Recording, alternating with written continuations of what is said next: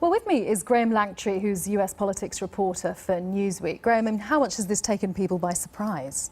I think that some people within the Defense Department have been taken aback by this, that it's been released so publicly.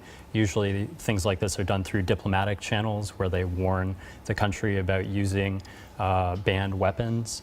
And some people within, or NGOs that deal with the arms trade have said they've never seen kind of public announcement like this in 20 years. So this just came from Sean Spicer, the White House press secretary, out of the blue almost.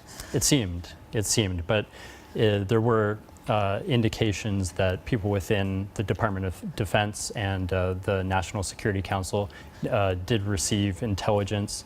They haven't denied it to the publications that have spoken with them.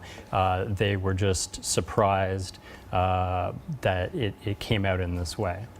And the fact that we've seen Donald Trump going from we need to get the hell out of Syria and the Middle East to the sort of involvement we saw in April with the strikes on the regime and this warning. I mean, what do you make of that journey? Well, Trump seemed to be affected by the images that came out of Syria of civilians dying and made a public pronouncement to that effect. It seems that perhaps that's driving his foreign policy at this moment is that gut reaction. Who can really say right now? And the balance between the focus on the foreign policy and what is going on at home. How much do you think what goes on at home influences what comes out in terms of these announcements? Well, if the statement is an attempt to distract from domestic stories, it has faint hope of success. I mean, we have the Russia investigation.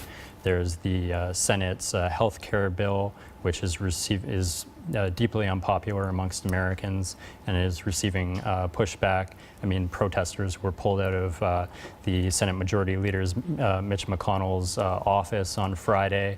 You know, not great images to have playing on TV. And with respect to Trump's travel ban, that's also something that's gaining attention. It is perhaps he was trumpeting the Supreme Court decision to actually hear the case and to actually say that some portions of the travel ban should go ahead yesterday. But there are a number of elements of it that are still being held back. Now, you mentioned how there is a lack of coordination with other departments in the government, how it compares to, say, more conventional ways of doing things. What's going on in the State Department, for example, under Rex Tillerson? Well, the State Department has failed, under Rex Tillerson. Tillerson himself has failed to appoint a number of senior officials and is waiting until the fall when his restructuring plan is complete.